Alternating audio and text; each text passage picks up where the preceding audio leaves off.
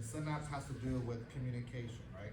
The neuron communication with some sort of target cell, whether that's a neuron to a muscle, neuron with another neuron to a gland. But in this chapter, we're focusing more on that communication being with another neuron, a second. So it's a neuron to neuron communication, right? And there was that space in between, like the two cells, like the pre-neuron and the post-neuron. There's that space in there. That's kind of like your silent communication, where things actually happen, right? So again, we're going to be focusing on the neuronal synapse, that communication between neuron to neuron. And let's see what else. We covered these things that have to do with the neuronal synapse, the communication between the neurons. Like, you should be familiar with the presynaptic membrane, right? That's the membrane of the axon terminal of the first neuron, right? Or we can call it the presynaptic neuron. It's the same thing. It's the first neuron, right? And then that's the one that contains the vesicles, the neurotransmitter vesicles in it at that terminal end, and filled obviously with neurotransmitters that need to get released into the space. And those neurotransmitters eventually are going to bind to receptors where? At the postsynaptic membrane. So we're going to be talking about all of that again today. Okay, so that's kind of a recap. And again, this is an illustration of what I'm talking about, right? I have my two cells here in yellow, right? Again, presynaptic cell, or they're calling it presynaptic neuron, and then my postsynaptic cell, or postsynaptic neuron. Those are the two guys that are communicating with each other. Again, how they communicate is by these chemical messengers known as neurotransmitters. Okay. Today, later on, we're going to give them specific names. There are 5 or so neurotransmitters that I'm going to talk about today. All right, but they have to get released into this space. So the space between two neurons communicating is called a synaptic cleft. Okay. Next example, we talk about the muscle. It's going to be called like a neuromuscular junction. It just changes name to space, but synaptic cleft is when two neurons are communicating with each other, right? And these neurotransmitters are going to have to bind to some sort of receptor on the postsynaptic membrane of the postsynaptic cell. Okay, so that's why we made a big deal of going all of these terminology, these terms, because if you don't understand, you know, what a postsynaptic membrane is, and it's going to be hard to follow and understand a picture. Okay. What else did we have here? Well, we talked about how all of this kind of happens. We talked about that, how an action potential starts from the axon hillock and makes its way all the way down to the terminal end. And remember, it's going to activate these voltage-gated calcium channels. And what is calcium going to do? Go out or go in? In, right? Remember, calcium is naturally high outside. Just like what else is high outside normally? Sodium, and one more? All right. Okay, those 3. So yes, calcium is going to come in, right? And that's why these vesicles are going to fuse with the presynaptic membrane. And that's how they get the neurotransmitter gets dumped out. So this was kind of like a step-by-step thing, what was happening here.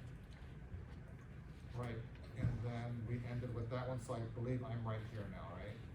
Okay, so let's start from here.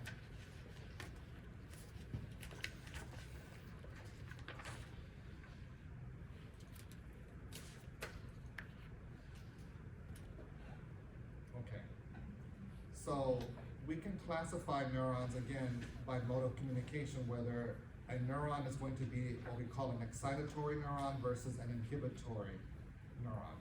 If it's an excitatory neuron, that means it's going to release an excitatory neurotransmitter. So the name is based on the type of neurotransmitter that it has in the vesicles, okay? So again, if it contains excitatory neurotransmitters, then that neuron is an excitatory neuron. And I'll give you right now an example of a specific excitatory neurotransmitter. That would be glutamate. We'll be talking about glutamate in a couple minutes more in detail. Okay. In other words, when glutamate gets released into the synaptic cleft, right, that's an excitatory neuron that's able to do that. Okay.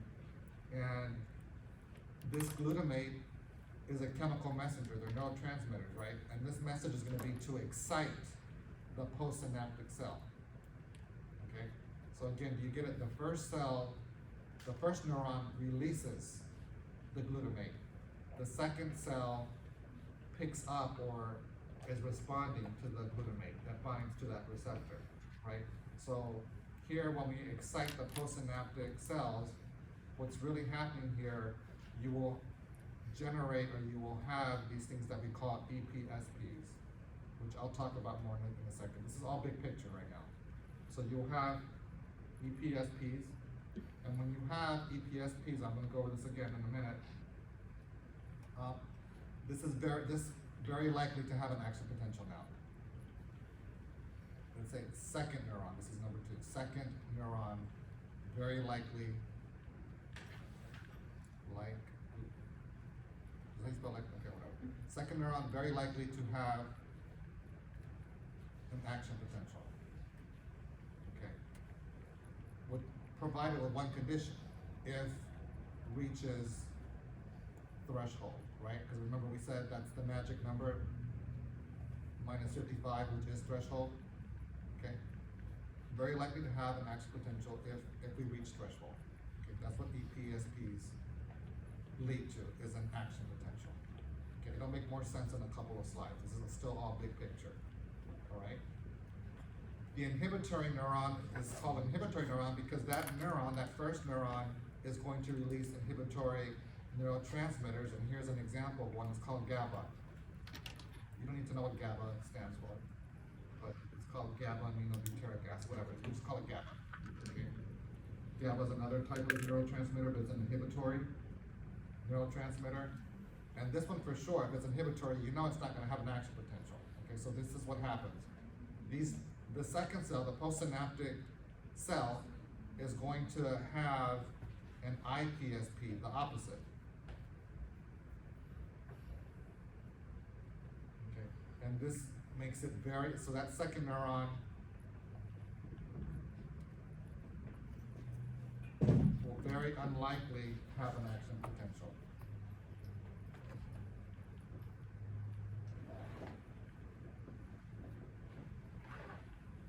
And again, all of this is big picture. When we finish covering this PowerPoint, if you want to go back to this will all make perfect sense to you. Right now, maybe it doesn't, because this is all big picture. We haven't covered the details of this, okay?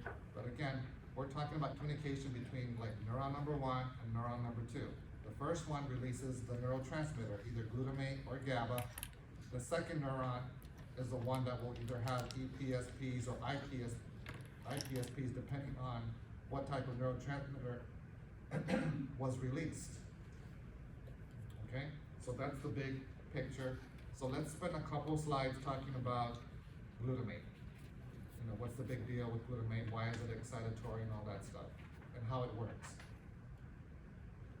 Okay, so we're talking about an excitatory neurotransmitter, and like I told you, that would be glutamate. It's the main neurotransmitter, excitatory neurotransmitter in the central nervous system. And glutamate, not only is it a neurotransmitter, but it's also a ligand. Remember we said ligands are chemicals? So it's the same thing, ligand, neurotransmitter, that's what glutamate is. Okay? And, you know, I have a lot of stuff here. This is even a lot right here where it's telling you that's where it's released from presynaptic cell and all that stuff. I'm going to come back to this, because this is a lot of text in here. Okay, so what I'm going to do, I'm going to advance to the next slide. And I told you if you got my message this morning, I added this slide to the PowerPoint. So when I was prepping for it this morning, I was looking at this, I'm like, wow, this is a lot. And I'm more of a fan of pictures, and I told you for this chapter, I think pictures are really important. If you can understand and follow a picture, then that means kind of you understand it, and it's a great idea to do your own picture. Okay, so maybe Friday we'll kind of spend time with the pictures, doing pictures, okay, like I did last time. All right, so let's look at the picture first, and then we'll come back, and all this other stuff will make sense, right? Okay, so here I have a lot of purple, I would say purple. Well, here, right, this is the terminal end, this is neuron number 1. Or let's call this presynaptic neuron, instead of calling it neuron number 1. Presynaptic neuron, this is obviously what? My terminal axon. Doesn't it look like the terminal, like our So this here is the presynaptic neuron, neuron number 1, if you want to call it, the axon terminal. And then here, this area here, this is my postsynaptic neuron.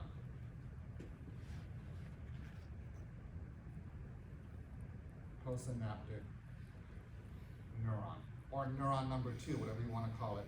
And specifically, this is going to be the dendrite. Remember, one of the functions of the dendrite was to receive what? Information. Well, here's your information. It's going to be the neurotransmitter. Okay, so let's start in order. So we know an action potential comes from the axon hillock, travels down, all the way down to the tip, right to the terminal end. You activate these voltage-gated calcium channels, right? And we know calcium goes from high to low. You just told me a moment ago, it's high outside, so yes, calcium comes in. And then these vesicles filled with neurotransmitter will fuse to the presynaptic membrane and dump all of its contents. And this time, the contents, yes, it's a neurotransmitter, but now I'm telling you it happens to be glutamate. So it dumped glutamate out into the synaptic cleft, right? And again, I'm just reminding you, this glutamate, which is a neurotransmitter, can also be a ligand. It's both, it's a neurotransmitter and a ligand, right? Again, glutamate got dumped from the first neuron, the presynaptic cell, into the synaptic cleft, yes, absolutely, into the space, So the neurotransmitter and the ligand, it's interchangeable? Okay. Most of the time, absolutely, yeah. Yes, okay. So the neurotransmitter glutamate is in the cleft, right? So now what glutamate will do, will try to look for its receptor and bind to it. So let's look at the postsynaptic cell. In the beginning here, when there's no glutamate present in this space in the cleft, this receptor / channel is closed, right? This is, I can call this my glutamate ion channel. It's closed. Why is it closed? Because glutamate has not bound to it yet, okay? And this channel, we know it better as my ligand-gated sodium channel. It's closed. Again, why is it closed? Because the neurotransmitter is not on it yet. Glutamate is not on it yet, right? So that's why I'm calling this glutamate ion channel the same thing as my ligand-gated sodium channel, right? The ligand, who's your ligand? It's glutamate, which happens to also be a neurotransmitter, okay?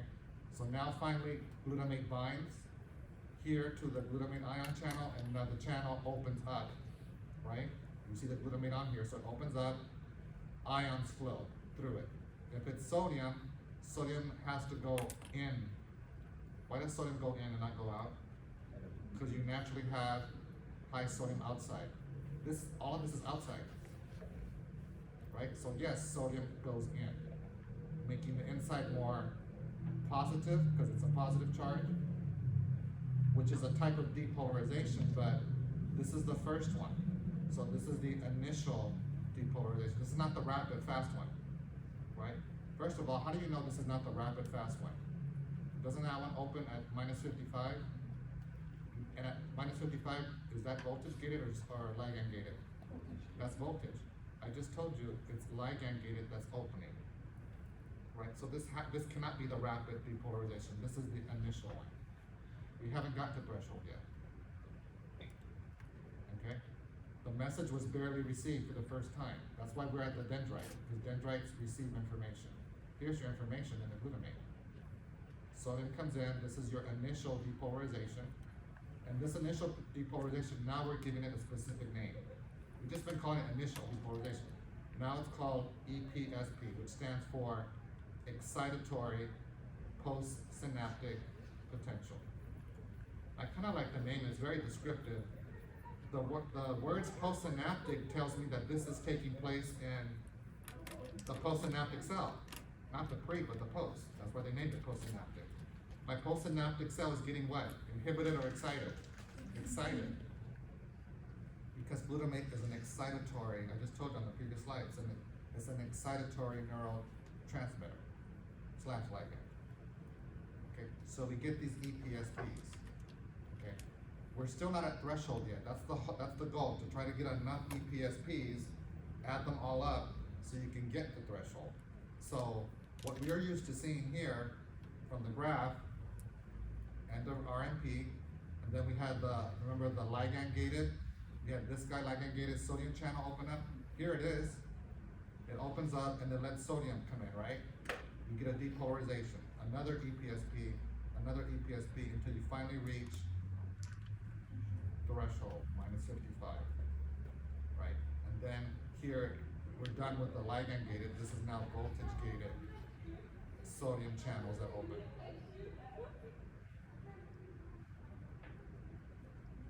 Okay, but these little bumps, each of these are like, I don't know, I just happen to draw 3 of them, whatever, the number doesn't matter. But we have several EPSPs that will add up to hopefully get the threshold. So before we were doing this, we were just doing one big bump and doing like that, right? This big bump really is a whole bunch of several EPSPs. We were just kind of really generalizing things, but it's actually several EPSPs that gives you that initial depolarization. Okay, and again, down here is just some random notes. They're not random, but they're important. Glutamate, again, is an excitatory neurotransmitter. Why is it excitatory? Because it's going to excite the postsynaptic cell. Excited to do what? It's going to make that postsynaptic cell create or develop EPSPs.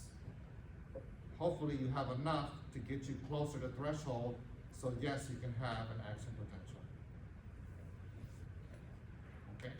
Again, just to remind you, this is a neuron-to-neuron communication, right? A presynaptic neuron with a postsynaptic. Again, the pre releases the glutamate. The postsynaptic neuron creates the EPSPs. Sometimes students don't get that. They think it's the same cell doing the same thing. No. One cell has to release the neurotransmitter, and then the second cell receives that message and says, oh, I better create EPSPs. So these are two cells doing two separate things. Okay, I have another picture I'll show you in a couple minutes now with the IPSP. But I think this is kind of descriptive, and if you can kind of follow something like this is kind of replacing what's in the previous slide with all the bullet points that tells you step by step what is happening. Okay, so I hope this kind of makes a little bit more sense. Again, the whole goal here is how this glutamate ion channel / glutamate, well, ligand, it's a ligand gated, glutamate sodium channel, how it opened up and why it opened up. It was thanks to the glutamate binding to it. Okay. And that's how glutamate works. It's excitatory. It's going to create some sort of depolarization. In this case, it's an initial that we're calling EPSPs. So this picture pretty much says everything that's on here. That's why I thought it's better to look at the picture first, and all of this will make sense, right? Glutamate is released from the terminal end. Sure, it gets dumped into the cleft. That's what we said, right? And it's going to bind to its receptor. And like we said, it opens the channel, allowing who to come in? Sodium to come in. Sometimes calcium, but we're dealing mainly with sodium, right? It's going to cause your initial depolarization. I wrote that in the picture, right? And that initial depolarization, again, due to sodium entry coming in, and that is going to cause the initial depolarization, what we're calling now EPSP. So that picture pretty much says what's on these 3 last bullet points here. Okay, so that's why when I was prepping this, I was like, wow, this says a lot. It has a lot of information, and I'm more visual. Most of you are probably visual, so this basically, I just put these last 3 bullet points in a picture. And then to me, it makes more sense to have the picture. Or you can do both side by side, or whatever. Or especially if you can explain something like this to someone, what's going on, step by step, then that shows you understand it. Okay?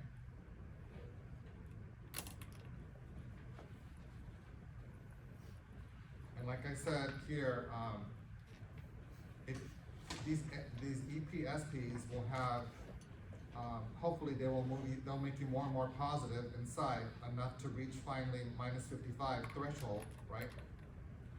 But always keep in mind as well that one neuron may not give you enough EPSP, so a neuron may require input from several neurons, right? To actually produce that action potential. I think I added this after I put yours, so you can, if If you don't have this, you can add this into your thing, depending when you printed the original PowerPoint. But again, that action potential, I want you to be clear, that's in the second neuron. Because it can be very confusing. Again, this is a neuron-to-neuron communication. The action potential that you're producing is in the second neuron, the neuron that you just communicated with. Okay? And these EPSPs, they're individual, and you can add them all up, or you can, some it needs to add, right? And again, like I told you, you can have several neurons communicating, having an excitatory input with one other postsynaptic. So it kind of goes like this. So my blue neuron, and then let me change colors to a different one, to red. Because remember, this represents the soma and the dendrite, and this is the axon, my axon terminals, right? That's like your standard drawing for a neuron. So I'll have another one here. So I have two red neurons communicating with the blue neuron, right? And each one of these, let's say, is releasing glutamate. These little dots are my glutamate. It gets released from the presynaptic red neurons, right? And again, they're gonna bind to the receptor here. Remember, there's a receptor here, whatever, and this opens up and whatever, and so forth, right? And then again, remember, you're going to generate in that blue neuron, what are you gonna generate if it's glutamate coming in? IPSPs or EPSPs? EPSPs. So you will have, this second one will have EPSPs. Okay, maybe this first one, if I numbered them, number doesn't matter, but maybe this is the EPSP for the first one. It wasn't enough, you came out short. Remember, threshold, by the way, add your axis, I don't know, I maybe cut this off somehow, I don't know how I did that, but this is time versus millivolts, you know that, right? This is minus 55, resting is minus 70.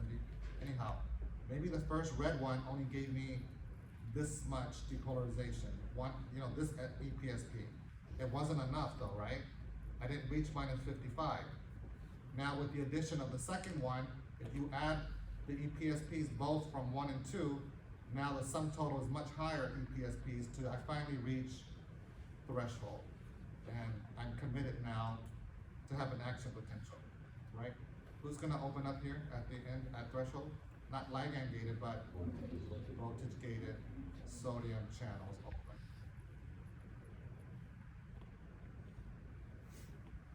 Right, so this is really not that difficult. We keep repeating the same story. After a while, it should start to click and make sense, but you have to go over it often enough. Otherwise, if you just go over it once or twice the day before the exam, it's not gonna stick in your head. You have to keep going over it, okay? But you get the whole idea of summation, of how EPSPs, you can add them up.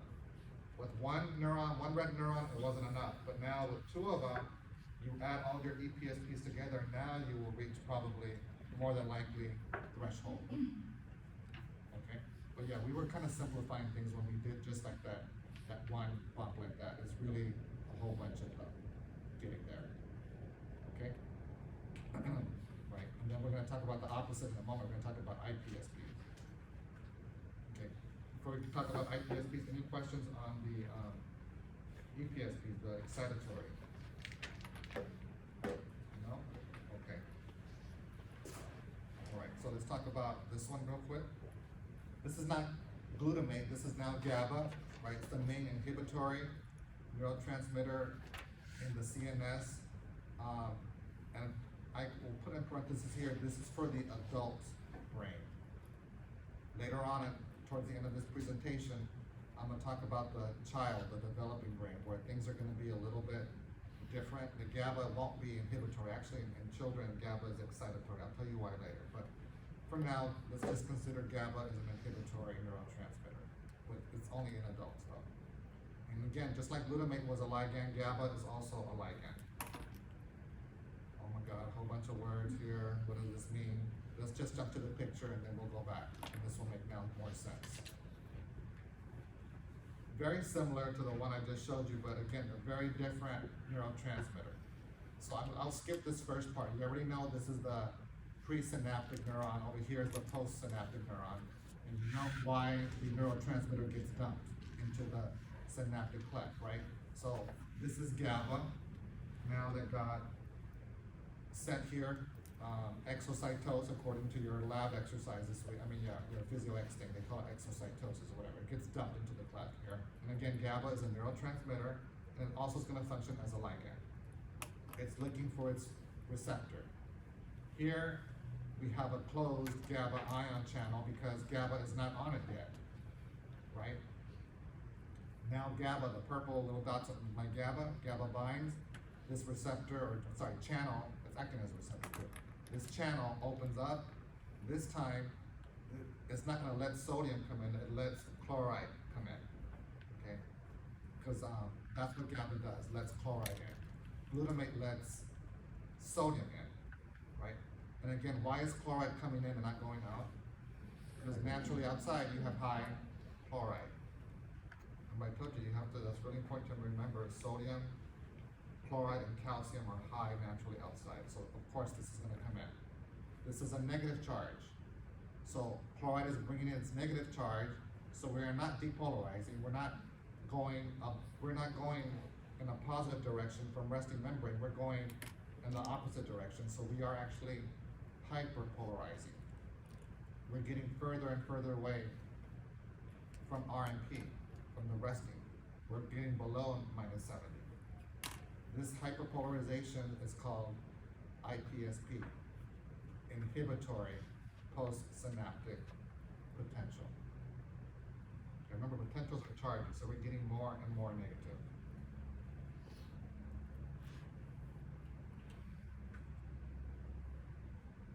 Further away from RMP.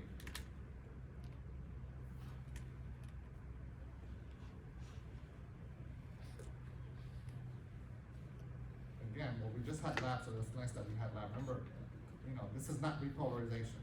This is going to be hyperpolarization. I told you, repolarization is taking you to RMP.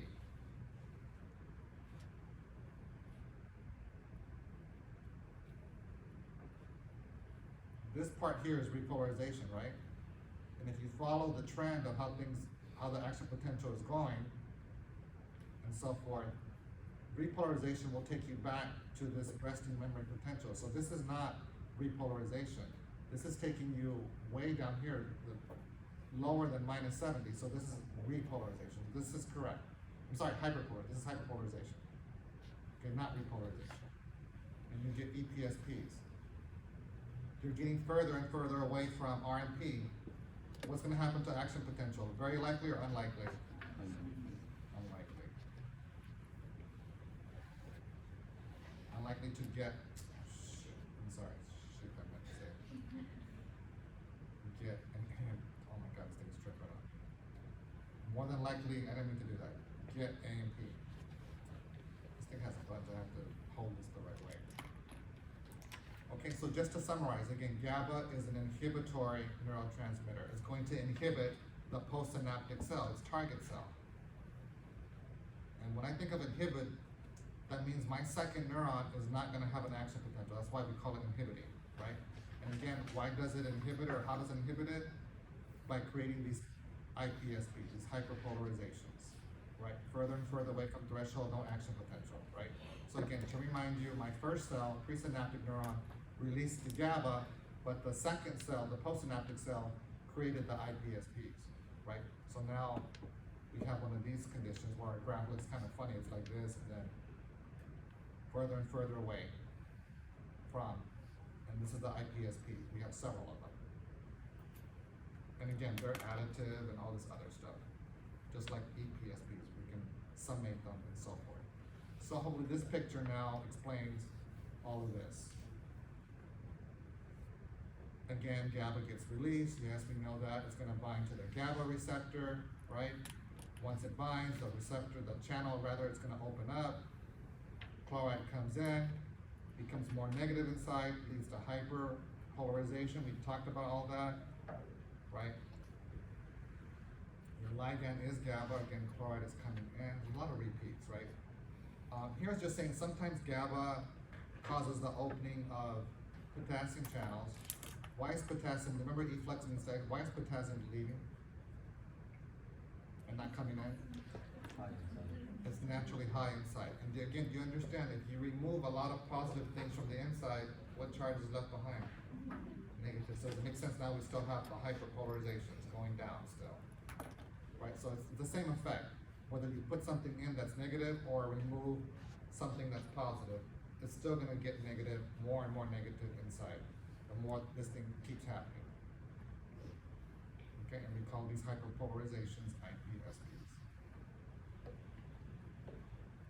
Again, I already told you this. We move further away from threshold, right?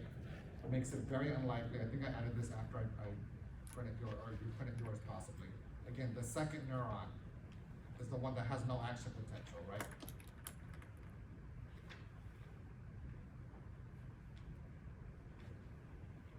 No action potential in the second neuron.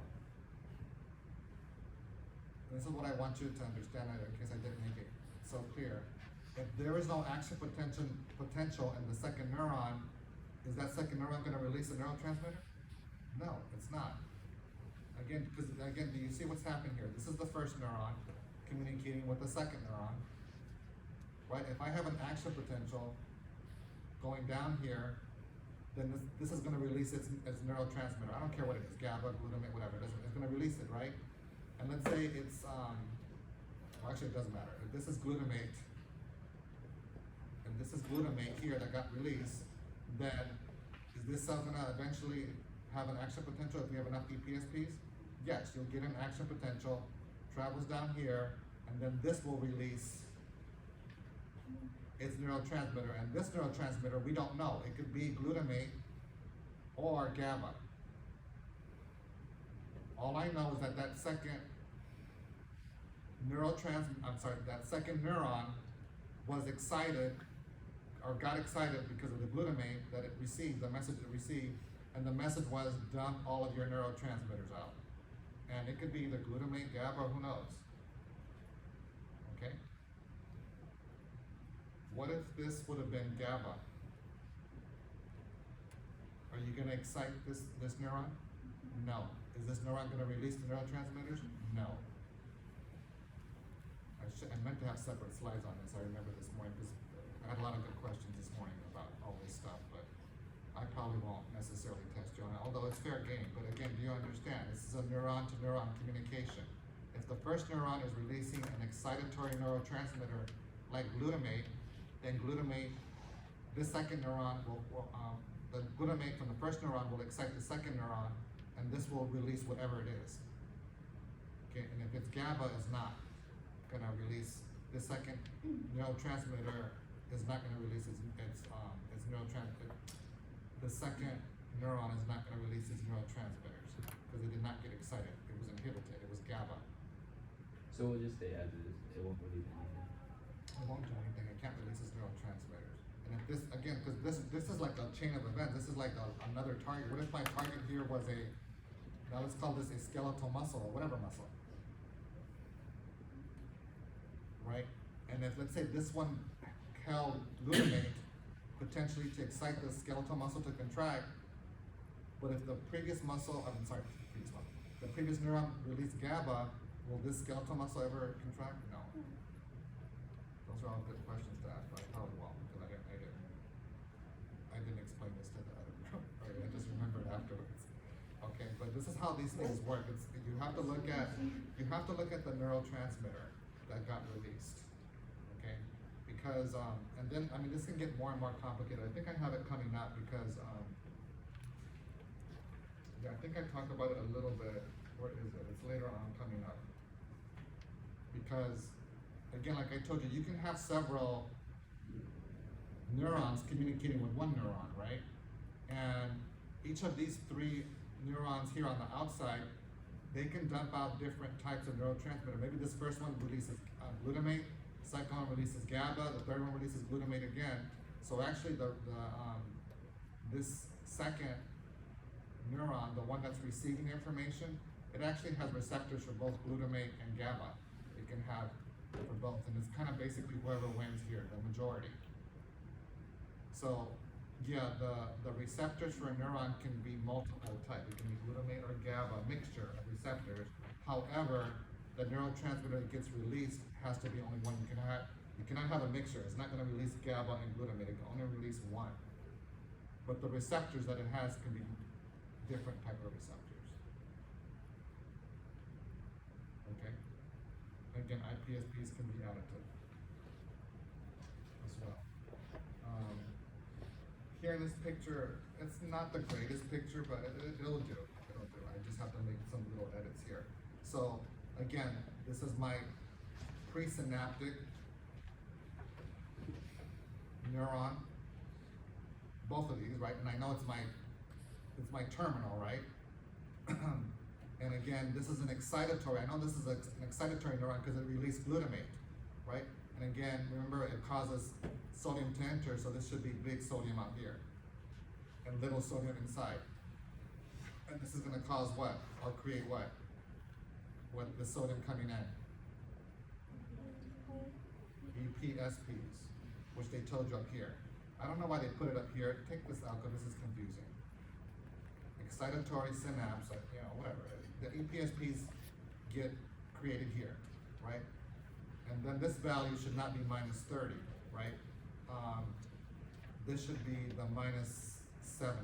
This is resting membrane potential. This is probably from a different cell, or I don't know where I got this from. But this is minus 70. This is RMP. Everything is with respect to RMP. Okay. Here, take this IPSP out. It doesn't belong here. It belongs down here. Here we have chloride coming in, and this is what's creating your IPSP, going further away from RMP, making it very unlikely to get an action potential. So that's a decent figure, but there's some corrections here to make. Okay, and here in black, you know, it's giving you your full, real action potential, what it kind of looks like and stuff. And again, remember, this is threshold at minus 55, okay, and so forth. And again, in red is showing you the EPSP.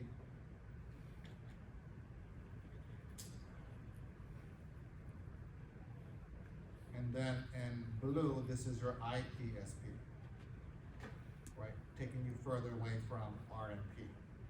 So everything is with respect to RMP. I think I showed you almost the same figure in lab today, right? Where they're kind of opposite. And I told you going further away, like in the negative direction from RMP, we call that hyperpolarization. That's not repolarization. Where's repolarization from? Where's repolarization on this graph? Going down from where to where? From the peak to RMP. Right here. So this is repolarization. Right? And then what happens starting from the peak going, like you said, going down. So again, you agree with me, repolarization is taking you back to RMP. Hyperpolarization is taking you away from RMP. All right?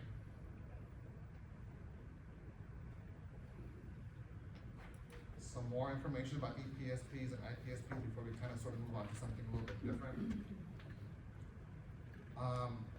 Again, I think I already kind of drew this out a little bit for you, how a neuron can receive both excitatory and inhibitory inputs at the same time, right? That's the one that's going to be receiving.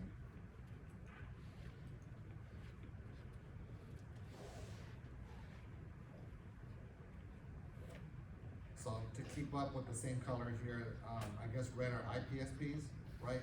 So if it's going to create IPSP on the blue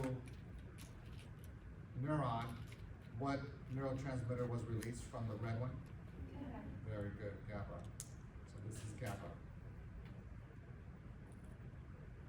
Now let's do I have to pick like a darker blue now. Where's my darker blue? Oh, whatever, I'll just pick this one. I have another neuron. And this is blue. It's this one. Okay.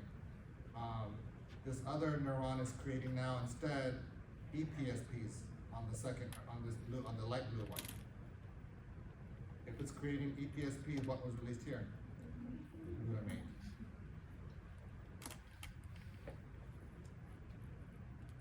told you, this light blue neuron is receiving both excitatory and inhibitory input at the same time. Here happens to be a 1-to-1 ratio. The picture over here that they have drawn for you, this is more like a 4-to-2 ratio, right? 1, 2, 3, 4 blue ones and 2 red ones, right? So the way, and the numbers don't matter, it's not important, but what this is showing you is that you're receiving more excitatory input than inhibitory, like twice as much excitatory, right? 4 versus 2. So the way I look at things, like this first blue one, this is the IPSP that it's generating. You have a second one firing and you get another EPSP from that one, right?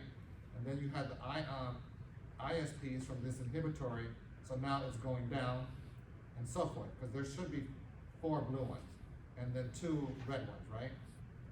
And you summate all of that and it's all additive to hopefully, again, get you to threshold. And if it gets you to threshold, then you're gonna have a real action potential, right? The voltage gated sodium channels start to open at minus 55 at threshold.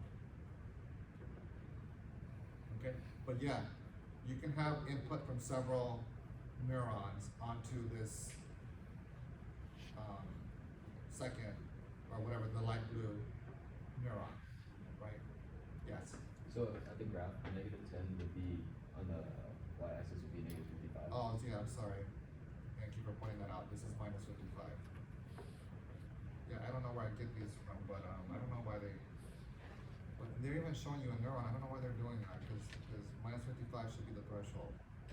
Because sometimes if your target is a muscle, whatever the values are heart, it's going to be a different value than threshold. So I'm not sure why they did that. Okay, so again, and this is the soma, dendrite and all this other forth. You can have different types of populations of receptors here. This can be a glutamate receptor.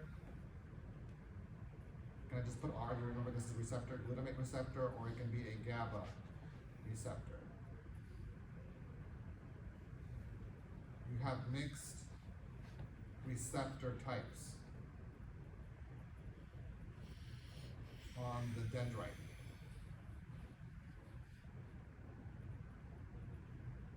Okay, there are mixed receptor types. Both GABA and glutamate are on the postsynaptic cell, the dendrite. But again, like I told you also a few minutes ago, the neurotransmitters that get released, only one type of neurotransmitter release, only one type of neurotransmitter is released. That has to stay the same. You cannot have a mixture of it. Some terminals release GABA and some no, that doesn't work that way. They all release 100% the same neurotransmitter. It's okay, they can have receptors for different things, but what they release has to be the same thing, 100%. Okay, any questions so far? Okay. We're still talking about neurotransmitter and neurotransmitter receptors, okay, and there's 2 main types of neurotransmitter receptors. We have what we call the ionotropic neurotransmitter receptor, and we also have the metabotropic neurotransmitter receptor. Well, what they have in common, it involves a neurotransmitter, right, that binds to it somehow, but yet they're a little different how they operate, how they work.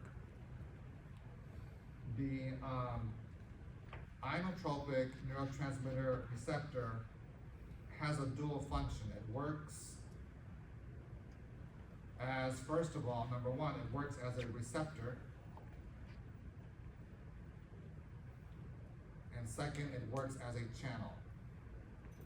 So it's 2 things in one. One structure has 2 functions, a receptor and a channel. It's going to be a receptor for the neurotransmitter, and it's going to be a channel for an ion. Okay? So let's look at this first one. Well, let me jump to this one real quick then. For the metabotropic,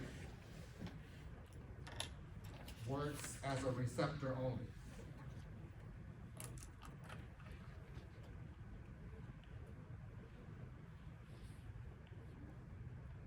It is not a channel.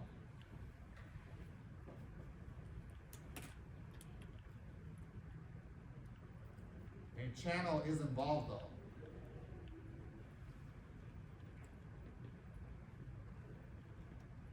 But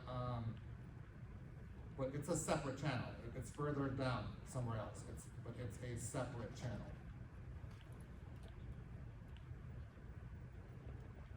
Okay, so you get it again. For the inotropic, it's a two-in-one thing. It's a channel and receptor at the same time. But for metabotropic, you have a separate receptor and you have a separate channel. So they're very different in how they appear and how they work, actually. Okay, and just big picture, because we have to go through it in more detail. Let's look at inotropic. Again, the numbers do matter. It has to act as a receptor first. So if I have my green neurotransmitter, right here, this thing is closed. This channel is closed, right? You see nothing's going through. It's closed because the neurotransmitter has not bound to it. Once it binds to it, now it opens, and now these neurotransmitters can flow through it, right? But the ligand, the neurotransmitter has to bind to it first. Okay, that's inotropic neurotransmitter receptor. Metabotropic is going to work very differently. The neurotransmitter binds to it, and this whole series of events that happen inside, intracellular events inside the cell, is going to cause a separate ion channel that's further away to open up, and then now ions can flow through it. So it works differently than the metabotropic, than the inotropic. Metabotropic is a little bit more complicated, but not that complicated. It's just more steps and things are involved in opening it. Okay, inotropic is a lot more easy, more simpler. Neurotransmitter binds, it just opens up. Okay, so let's go into a little bit more detail about inotropic neurotransmitter receptors. Again, I already told you this. It acts as a receptor first. Again, receptor for my ligand, right? Because remember, your ligand is your neurotransmitter. I keep saying receptor for the neurotransmitter, whatever. It's the same thing. Right? Those are neurotransmitter and ligand are the same. After ligand binds / neurotransmitter binds, then the channel is involved and it opens up for an ion. And here, for an ionotropic neurotransmitter receptor, I'm going to give you an example, and it's going to be involving another type of neurotransmitter. And this neurotransmitter, this time we're calling it acetylcholine, and the abbreviation is ACH. Okay, that's my neurotransmitter. It's also my ligand too. Acetylcholine. And it operates kind of the same way as we just saw glutamate work. It really has the same effect as glutamate, right? This ion channel originally is closed. Your ligand acetylcholine binds to that receptor. Channel opens up and allows ions to move through. Okay, it works exactly how we just described glutamate, but now instead we're talking about acetylcholine. Right? So this channel is, this is what we're calling the ligand-gated channel, because my ligand is the acetylcholine. Okay? And the specific example that I'm talking about, when it involves acetylcholine, it's called a nicotinic acetylcholine receptor. Okay? And again, just to remind you, it's acting, because this is inotropic, dual function. It acts as a receptor first and as a channel.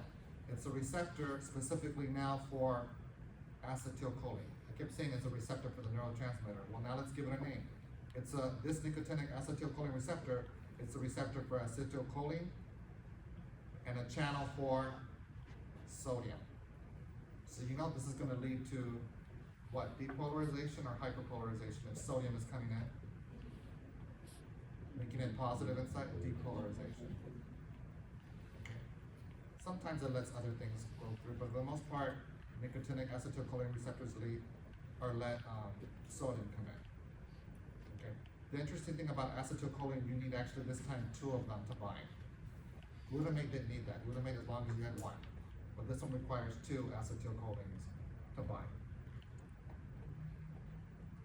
I should have showed you my picture first, but that's okay. I kind of did things opposite. Now all of this will make sense. Okay? Here's my nicotinic receptor, right? Which I'm calling, like I told you, this is a type of inotropic acetylcholine receptor.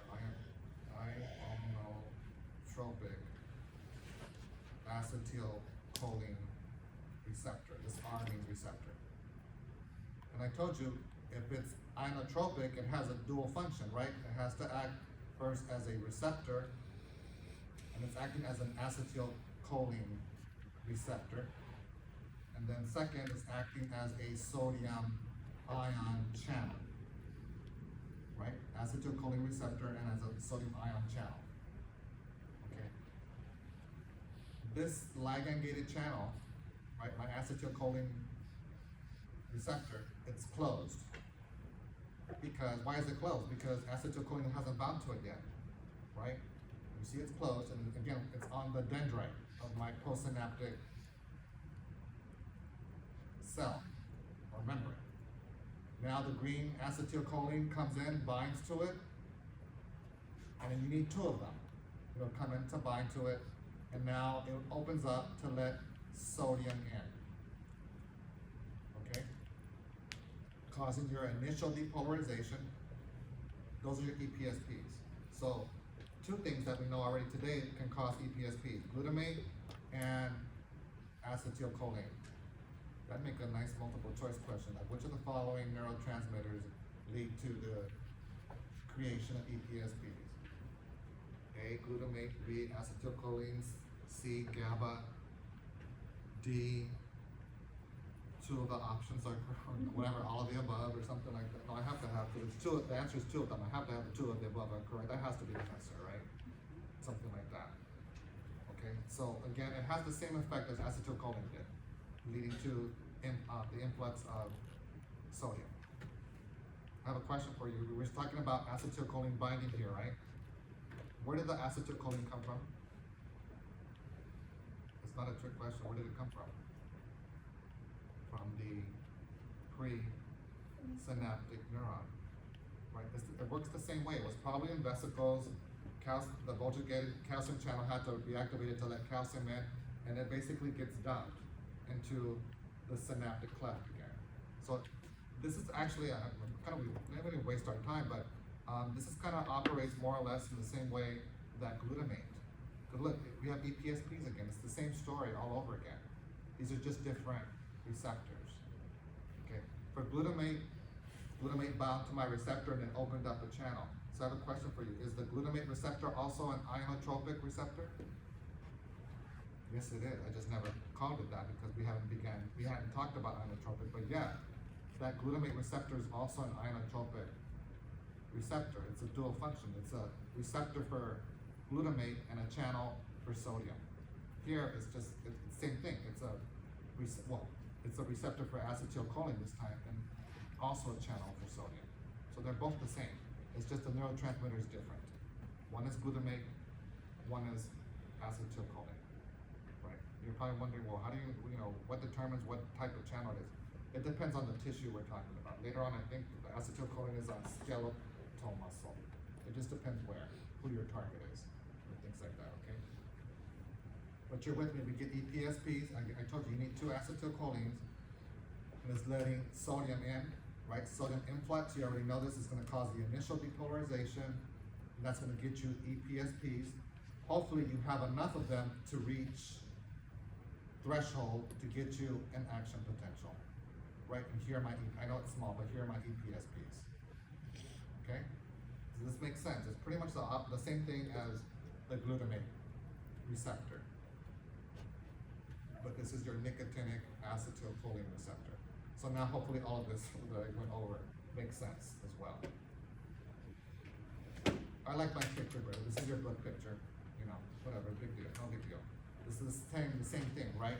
Here it's closed. This is acetylcholine receptor. They're telling you down here it is, right? It's closed because nothing has bound to it. Now this is acetylcholine right here. And you have two of them. You have another one, right? Now it opened up, and now the flow of electrons can go in or out, right? Sodium is coming in to make it more positive,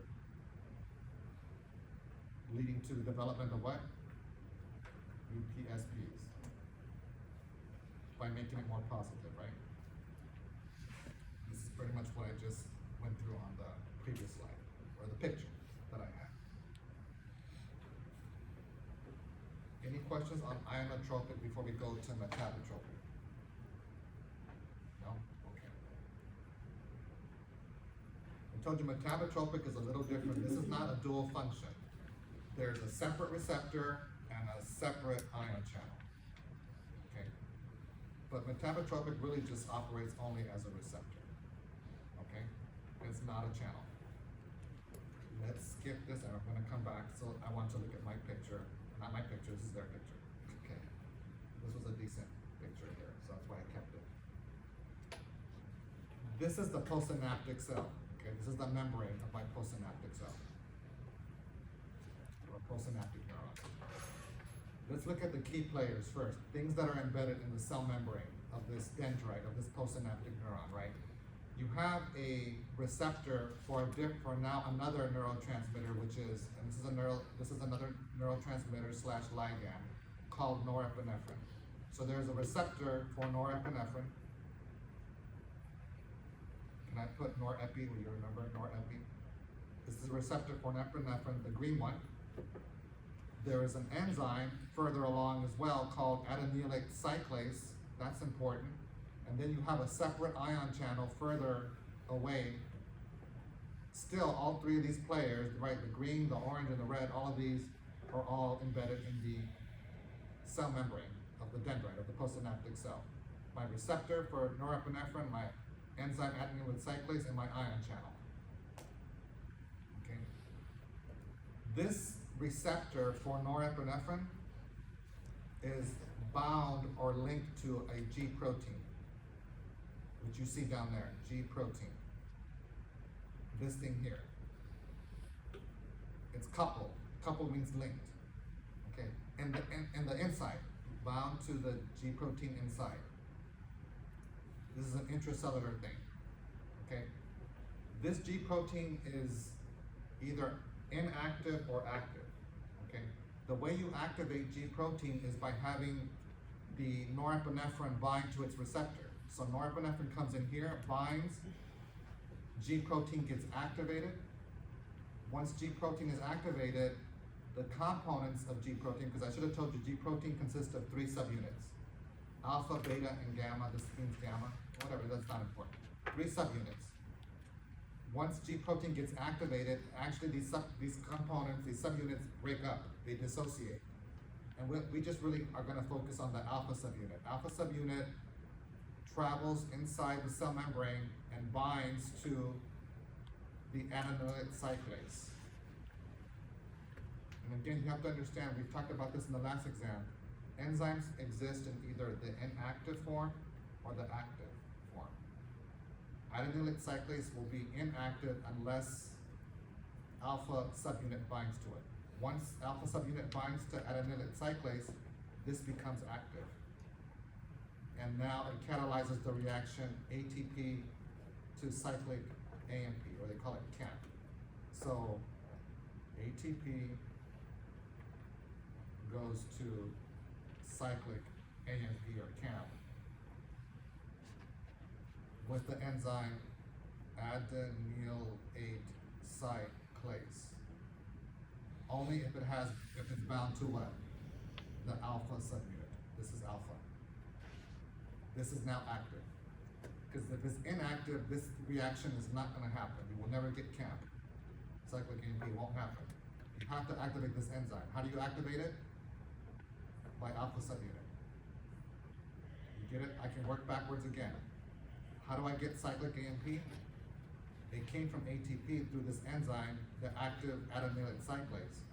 Well, how did I activate this enzyme? Because of alpha subunit.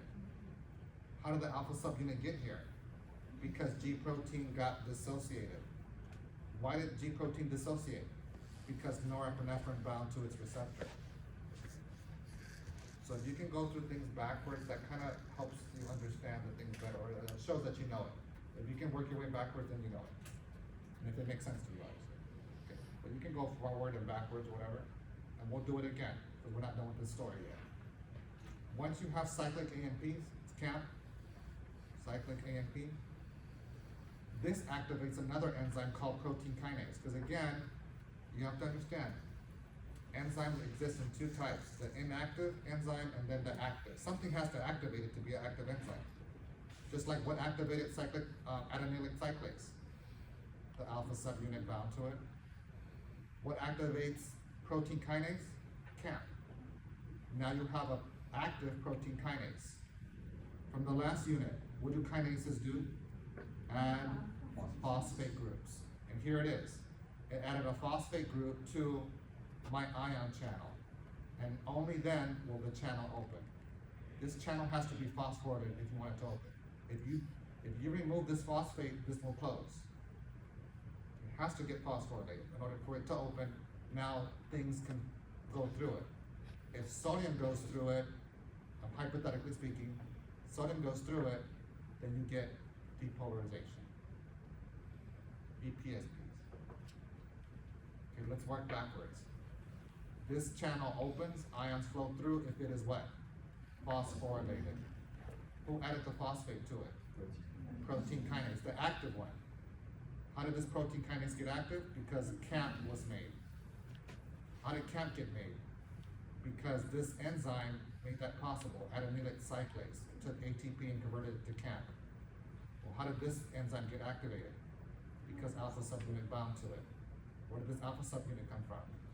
Dissociation of G protein. Why did G protein dissociate?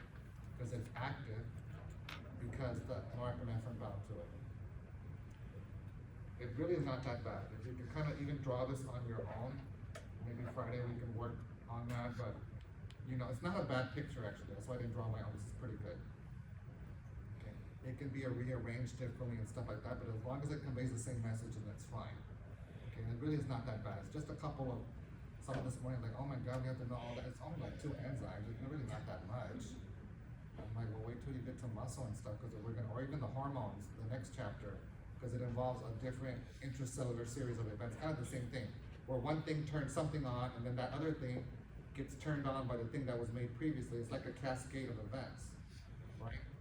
Because even this protein kinase maybe can activate, I'll write this in, it can activate maybe another enzyme, and whatever was made here will activate another enzyme. You see how we're going with this? It's just a cascade of events of how things get turned on. It's not that complicated, really. Okay? So hopefully this makes more sense to you now, right? Where the ion channel is indirectly opened by the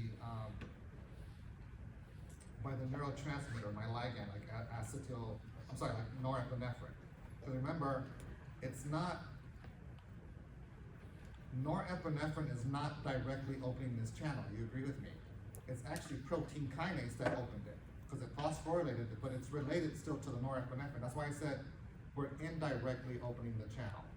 It's not like acetylcholine and GABA, acetylcholine and glutamate, I mean. Here, it directly opened the channel by binding to it, because it's the same structure. It's a channel and a receptor. But here, we're indirectly opening the channel because it's a separate receptor and a separate channel.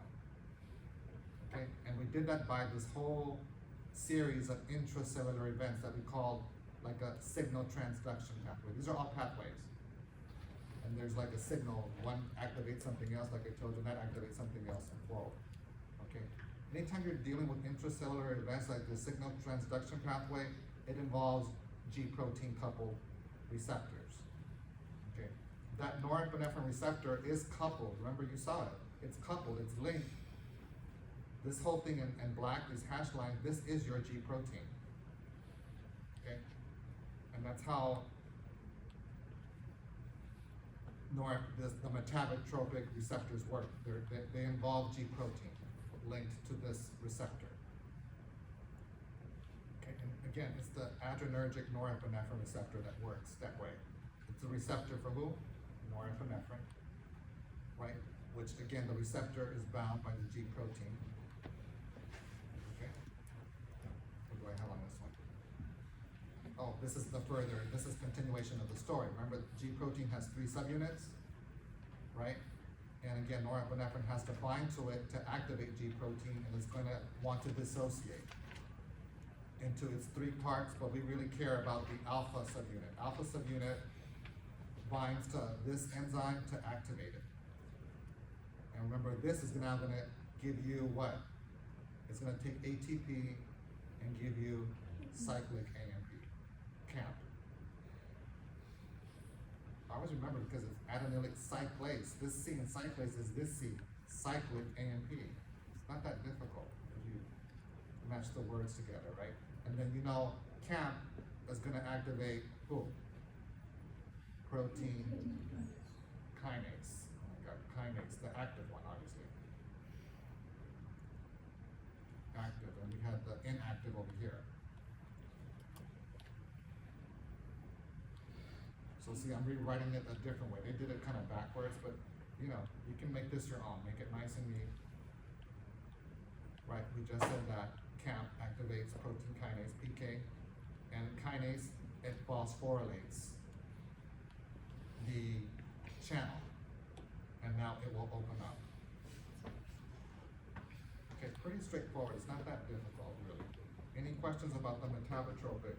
I mean, it has more steps to it for sure, because it's intracellular series of events. Okay, any questions on the metabotropic? No? What's this one? Oh yeah, there's not really too much on this one. So we've been talking about mainly, I mean, we've talked about several neurotransmitters, but mainly we've been talking about like glutamate and GABA. And with this slide, all I'm telling you is that there are different types of glutamate. We have several types of glutamate receptors and several types of GABA receptors, right? For glutamate, we've been talking about just the ionotropic receptors for glutamate, but there's also metabotropic as well, which I'm not gonna get into. I'm just telling you FYI, they can exist as ionotropic or metabotropic, but I'm not gonna get into these, right?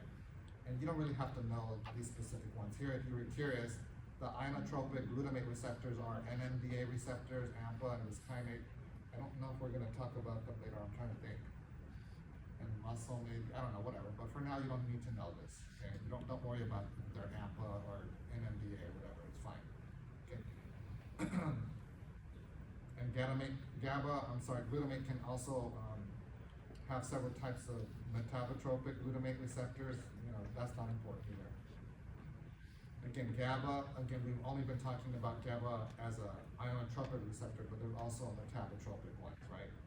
And whatever, this is not that important. All I want you to know that there's several types. GABA and glutamate combine to both ionotropic and metabotropic receptors. Otherwise, don't worry so much about this slide. It's not that really that important. Okay. Some neurotransmitters, they can be excitatory or inhibitory, okay, but not at the same time.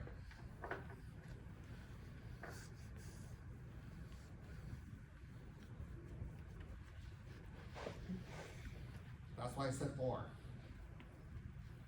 Okay, I mean that they're not at the same time. So sometimes they're excitatory is what I mean, and sometimes they're inhibitory. It just really depends where in the body we're talking about. Let's talk about acetylcholine and GABA. We've been talking about acetylcholine being excitatory because it creates EPSPs, right? And that is true. If we're talking about the nicotinic acetylcholine receptor, yes, it's excitatory, right? And these type of nicotinic acetylcholine receptors, I told you, I was right, they're found on skeletal muscle. That's what we've been talking about so far, all right?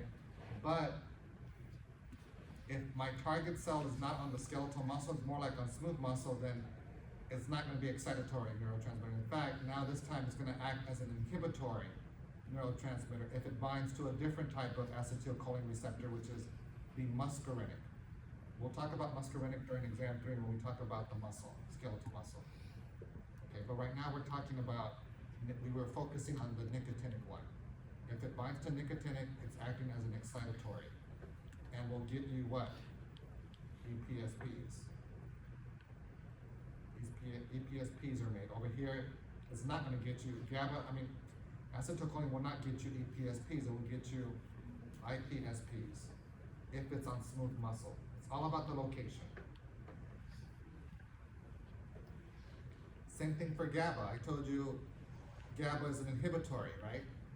Chloride comes in.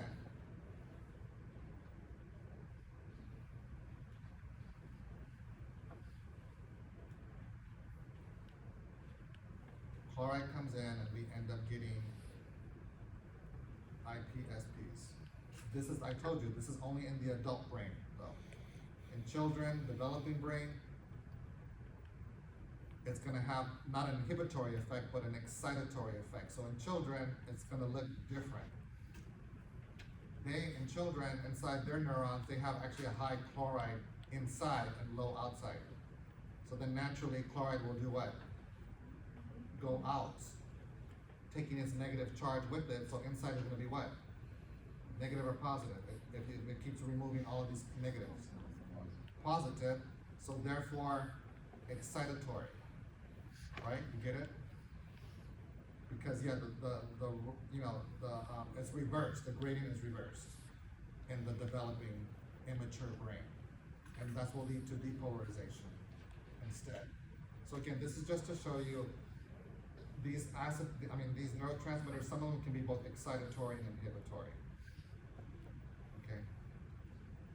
But just, focus on these two, like what we've been talking about today. Acetylcholine is being more of an excitatory and GABA being more as an inhibitory. Unless I tell you in the question otherwise. Okay? Okay, just a few more slides. 3 more slides. Another neurotransmitter. We've been talking about several neurotransmitters today. We've talked about glutamate, we talked about GABA, acetylcholine,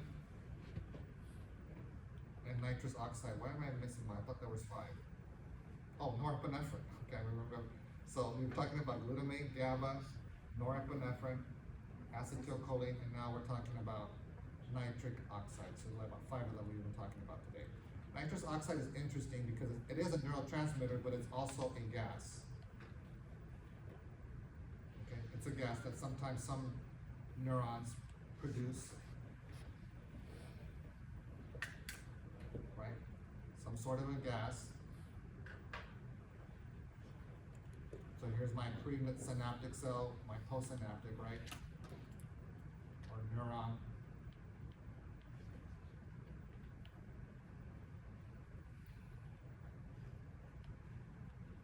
And it's a gas, so gases diffuse pretty easily, right? They don't need facilitators or any of that. We talked about that in the last exam, right? So nitrous oxide will get dumped into the space here, and then it will come in to the postsynaptic real easily, because it's a gas. Doesn't have to worry about anything trying to get in, nothing, like facilitators, all that kind of stuff. It diffuses naturally into the target cell. And there is a receptor for nitrous oxide inside this postsynaptic cell. And that receptor is interesting because it functions as a receptor and as an enzyme, and it's called guanylyl cyclase.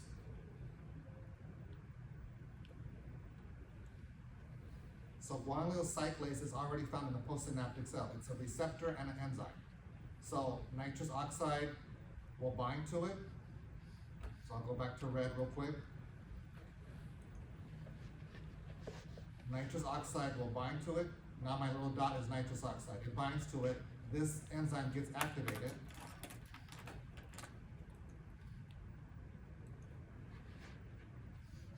And then this enzyme, guanylyl cyclase, will catalyze the reaction of GTP into cyclic GMP.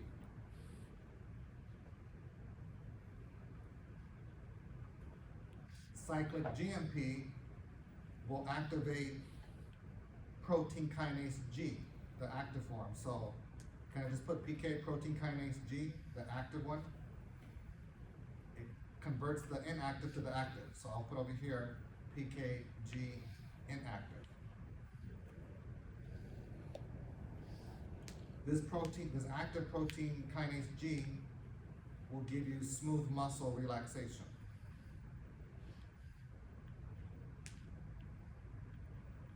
And when you relax your smooth muscles and vessels, this leads to what we call vasodilation.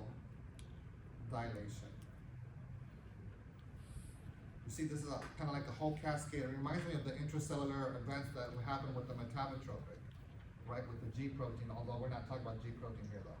But again, you get it, big picture. And it's on the next picture as well, next slide. Nitrous oxide made by the presynaptic neuron diffuses out, enters the postsynaptic, and neuron finds its receptor, which also happens to be an enzyme. This enzyme, guanylyl cyclase, converts GTP into cyclic GMP. Cyclic GMP activates protein kinase G. Protein kinase G acts as a smooth muscle relaxant and it causes vasodilation, which allows more blood flow.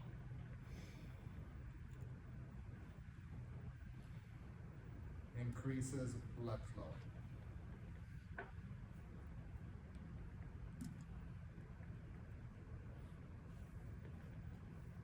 Okay?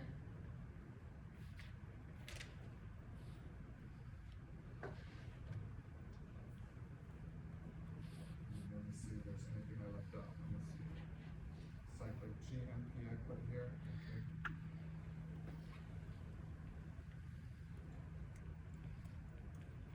I don't know if I have enough room. I'll try to write this in here somehow. Let me go to a different color. Let's go to green. This cyclic GMP, it can get broken down into what we call just GMP. So I'm not gonna have enough room. GMP. There's an enzyme that will do that and it's called PDE5. PDE5. It's on the next slide. That breaks down cyclic GMP. So in other words, what I'm trying to tell you, if you break down cyclic GMP, you never get active PKG, correct? No PKG active, no smooth muscle relaxation, no vasodilation, you don't have increased blood flow if you don't have this. And there is a way to regulate this in the body with an enzyme PDE5 that gives you just GMP. I know it's hard to read, sorry. So this is what I meant to do up here. Maybe if you want to do it up here. Cyclic GMP gets broken down and converted just to regular GMP by PDE5, another enzyme.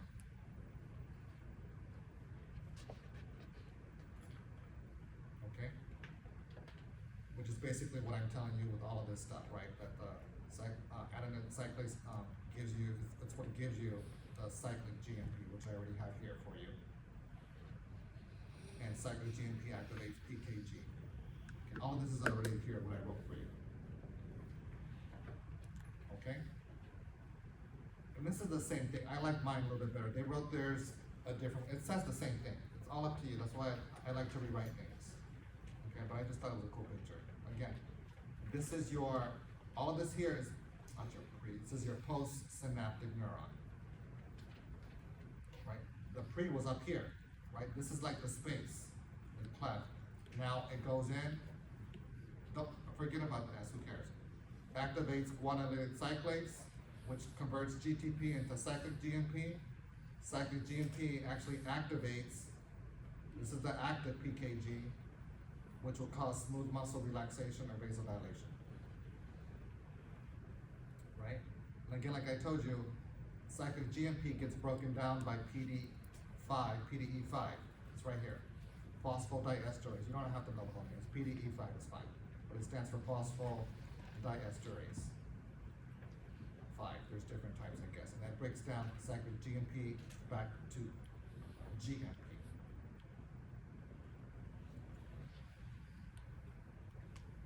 Last slide of this PowerPoint. Big picture again, nitric oxide leads to vasodilation, period. Okay, if you have that. So again, GMP is absolutely necessary. Without GMP, this doesn't happen. Okay, so GMP needs to remain present if you want vasodilation. And I told you the problem is that sometimes the body will produce PDE5 to break this GMP down into just GMP, right? This is gonna lead to vasodilation down the line after several steps. This one is no vasodilation. No vasodilation. So here, what happens to smooth muscle if GMP, or I give you the answer, if GMP breaks down? No vasodilation. The answer's right here. We wrote it for you. No vasodilation. Why would phosphodiesterase 5, PDE5, an inhibitor of it, why would an inhibitor of PDE5 cause vasodilation? Because again, if you have, go back here, or we can look at mine. If you have PDE5, remember it's gonna break down cyclic GMP, right? And you will never have any vasodilation. So if you have an inhibitor, if you block this, inhibit it, you keep increasing the concentration of GMP in the body, right?